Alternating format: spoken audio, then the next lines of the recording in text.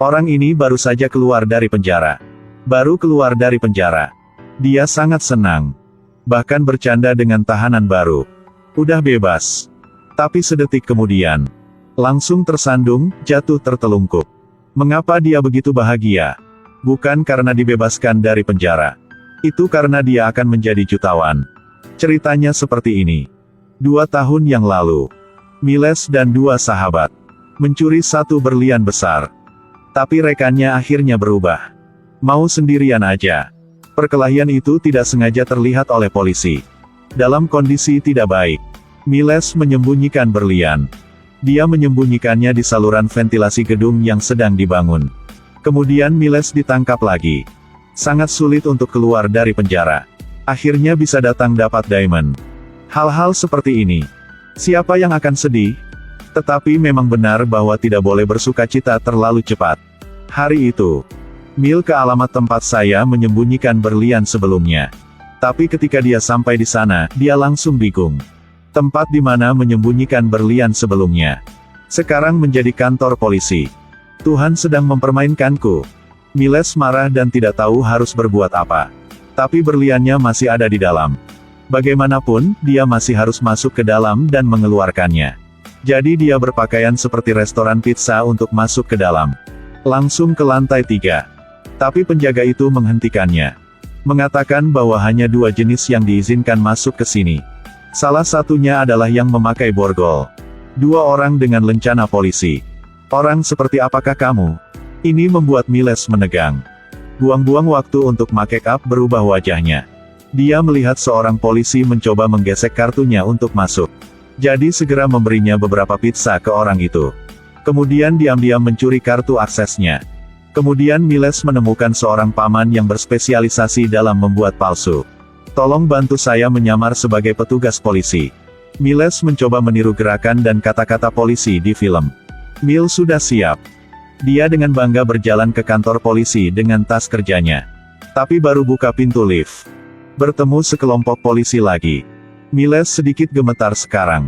Tapi Miles berusaha tenang. Akhirnya melewati gerbang ini. Langsung menuju ke lantai 3. Dia bergegas langsung ke saluran ventilasi di kamar mandi. Tapi kemudian sesuatu terjadi. Seorang penjahat melarikan diri, berlari ke dalam. Miles mengira polisi akan datang untuk menangkapnya. Dia menendang pintu dengan keras. Kemudian cepat kendalikan penjahatnya. Baru dengar polisi datang. Bos besar melihat Miles sangat aneh, jadi dia bertanya. Kamu siapa? Kenapa kamu terlihat sangat aneh? Miles mengeluarkan lencana polisinya dan berkata. Saya baru saja tiba. Semoga bisa diajar. Baru sampai, sudah bantu yang lain. Bos besar sangat menyukai Miles, jadi dia mengirimnya 1 misi. Dan bawa pasangan bersamamu. 2 orang tiba di tempat kejadian. Pemiliknya mengatakan dia kehilangan banyak roda. Tapi Miles dengan cepat melihat petunjuknya. Dia pergi ke truk untuk menemukan roda yang hilang di luar. Kemudian hal yang tidak terduga terjadi. Ini adalah orang yang sangat licik. Untuk menemukan berlian yang disembunyikan di kantor polisi. Baru keluar dari penjara dan langsung pergi. Dia menyamar sebagai petugas polisi. Bahkan menerima cinta dari bos besar.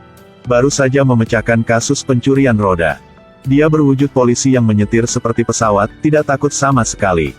Kemudian masuk ke supermarket untuk membeli sebotol air. Tapi kebetulan melihat perampokan.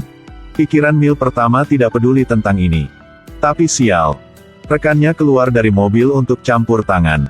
Pada titik ini, Miles harus mengambil tindakan. Dia menodongkan pistol ke kepala perampok. Tapi ketika bandit itu berbalik. OMG. Bertemu kawan. Ternyata dia adalah mantan rekan Miles. Miles diam-diam memberi kesempatan pada teman-temannya untuk kabur. Dalam kepanikan, dia menemui jalan buntu. Dia bahkan hampir mengungkapkan identitas Miles. Agar tidak terekspos. Miles melepas mantelnya. Dengan bangga berlari keluar untuk bernegosiasi dengan bandit. Setelah beberapa saat negosiasi. Rekan yang sangat bersemangat. Setelah semua itu. Dia sekarang menjadi penggemar setia Miles. Bos besar bahkan mempromosikan Miles menjadi pemimpin tim proyek-proyek. Tapi semua ini tidak masalah bagi Miles. Menemukan berlian baru itu penting. Setiap kali Miles masuk ke saluran ventilasi, sulit untuk menemukan di mana berlian itu berada. Tapi hanya rekaman itu yang bisa dilihat. Miles tidak menyerah. Dia pikir segala cara untuk menemukan berlian lagi. Untungnya, Tuhan tidak mengecewakan orang. Miles menemukan berliannya. Itu ada di saluran ventilasi ruang bukti. Tapi ketika Miles hendak masuk, sesuatu terjadi. Bos besar tiba-tiba memanggil dia. Dia mengatakan ada kasus yang membutuhkannya. Miles mencoba menolak tetapi pada akhirnya dia harus menerima. Dia dan rekan-rekannya pergi ke tempat kejadian. Tapi orang-orang FBI memandang rendah mereka. Bahkan tidak menyentuh bukti, menyuruh mereka minggir. Dalam perjalanan pulang, Miles berpikir sekaligus kesal. Dia menggunakan pengalamannya untuk berspekulasi. Ini jelas bukan kasus penyelundupan artefak sederhana. Pasti akan ada kesepakatan yang lebih besar di belakang. Mungkin adalah kokain. Dia sebelumnya adalah seorang pencuri terkenal. Sekarang menjadi polisi yang hebat lagi. Berdasarkan pengalaman perampokan selama bertahun-tahun. Memecahkan banyak kasus besar. Menjadi inspektur yang luar biasa. Tapi dia bertemu orang-orang jahat ini. Tidak melihat kekuatannya yang sebenarnya. Miles sekarang menunjukkan bakatnya dalam memecahkan kejahatan. Untuk menegaskan diri sendiri. Dia mengatakan bahwa setelah kesepakatan barang antik ini bisa menjadi kesepakatan narkoba. Biarkan kolega memberitahu dukungan di atas. Ikuti mobil di bawah ini. Tentu saja di dalam mobil. Mereka menangkap penyelundup narkoba. Mereka juga menyita sejumlah besar obat-obatan. Miles memanjat tumpukan narkoba untuk menemukan di saluran ventilasi. Akhirnya dapat berlian. Tapi hal buruk terjadi lagi. Tidak tahu suara siapa yang membuat Miles kaget. Berlian jatuh di dalam tumpukan narkoba. Pada titik ini, bos besar menyuruh FBI untuk datang dan mengambil narkoba ini. Tapi bagaimana Miles bisa setuju? Jadi dia membuat rencana. Gunakan obat ini untuk memancing pemimpin keluar. FBI mendengarnya. Melihat bahwa ide Miles sangat bagus, langsung setuju. Bahkan biarkan dia yang bertanggung jawab atas kasus ini. Tentu saja Miles setuju. Dia membawa Sandra ke lokasi pengiriman. Mobil baru saja berhenti. Miles dengan cepat masuk ke bagasi. Sulit mendapatkan berlian. Tapi sekarang nama rekan lama itu datang dengan tergesa-gesa. Mencuri berlian. Saat mereka berdebat. Kemudian mobil diangkat. Kemudian dibawa ke depan sekelompok. Ternyata pria dengan kepala dan anggota. Melihat beberapa orang asing. Bos sangat berhati-hati. Untuk membuktikan identitas Miles. Bos memberinya pistol dan menyuruhnya menembak teman lamanya. Sementara Miles mengangkat senjatanya. Polisi datang untuk menutupi semuanya. Berhasil menangkap bos. Teman itu mengambil kesempatan untuk kabur. Miles segera mengejarnya. Keluarkan bom asap di dalam mobil. Berhasil menembak pintu mobil teman. Setelah beberapa saat, asap menutupi mobil, mengaburkan pandangan. Sekarang Miles berakselerasi di atas. Kemudian dengan cepat tekan rem.